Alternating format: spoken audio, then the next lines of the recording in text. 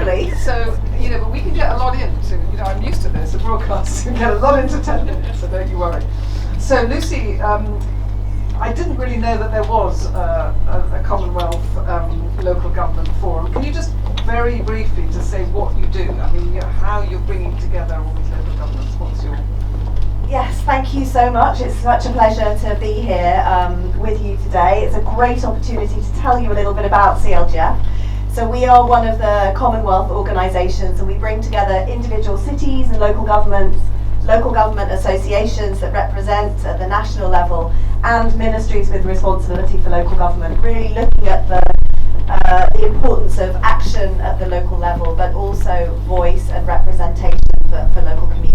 Well, it's great that we've got you, because I think it feels beautifully after the climate discussion and all this business about its implementation, it's the grassroots, it's how do you, how does it happen? And we've had the whole issue of quotas, haven't we, and women quotas, and whether that does actually make a difference when it comes to decision making. So I'm really interested to cover those things with you. In terms of the role of women in the Commonwealth and local government representation, sort of where are we? Are there a lot of countries that are boosting those numbers? We do a little bit of research on this on an annual basis. So if you look across the whole of the Commonwealth, representation at the local level is about 20%. I think one quite interesting kind of innovation that's starting to kind of come through is that now through the Sustainable Development Goals, there's actually a target for women in local government, which is I don't know. I don't know if you correlate it across. I would say a bit more probably, but I think the more important thing is that data is being collected, and in the same way as people say, oh, there's 20% representation of women in Parliament, we can now start to say that at the local level.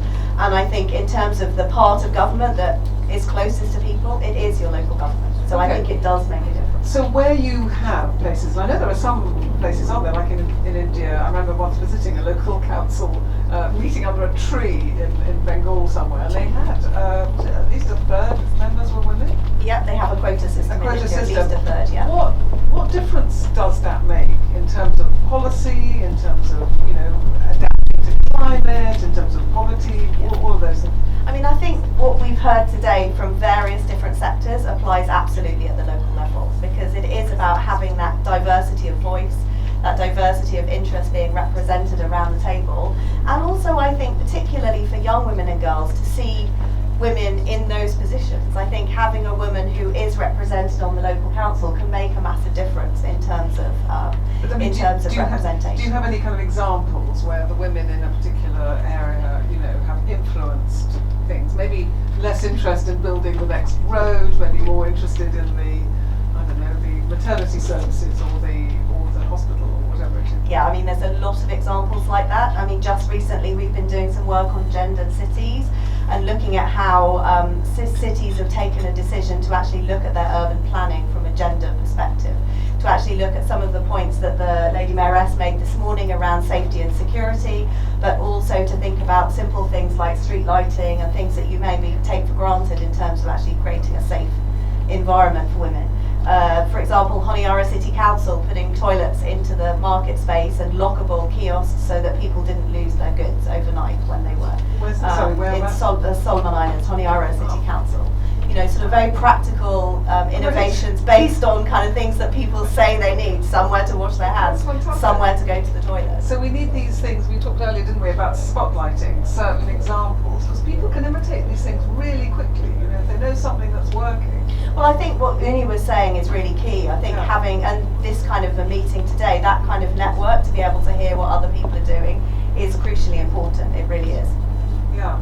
And you were talking about gendered cities, and I thought that was a very interesting concept.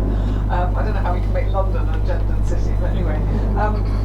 Obviously cities are the big issue in a way, aren't they? I mean, they're growing, there's going to be more of them in the decades ahead. If you look at the urban population, I mean, between now and 2050, the urban population is going to increase by 2.5 billion.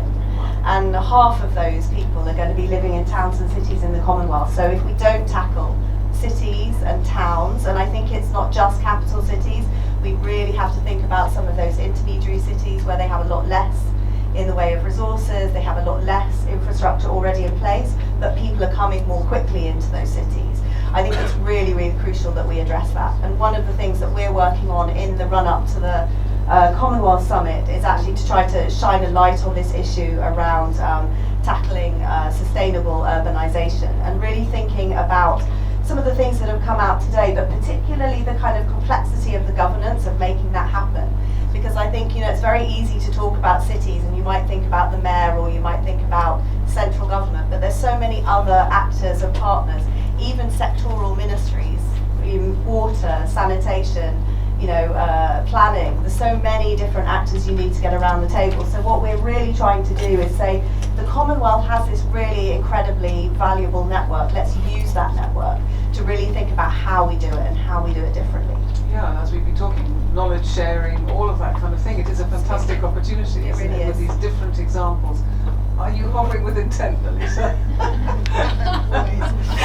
This is a bit of a leitmotif of today. We've really well tried to be as quick as possible, but I mean, that Really? was, you know, whistle-stop tour, but I know you've got to catch a train, so maybe we should let you go. But it was fun. I mean, it's fascinating all this, because it's the grassroots, isn't it? It really is, and I think, you know, the thing to leave is, let's not forget the local, because so often we do. You know, it's great to hear Professor Lal talking earlier about, you know, local government in India and the importance that the government places on local self-government. And I think if we did that more in other Commonwealth member states and really backed it up with resources, because I think this crucial issue around resources that's coming up so much, and actually put those resources where we need to spend them, I think we could make a big difference. Thank you. Thank you. Lisa.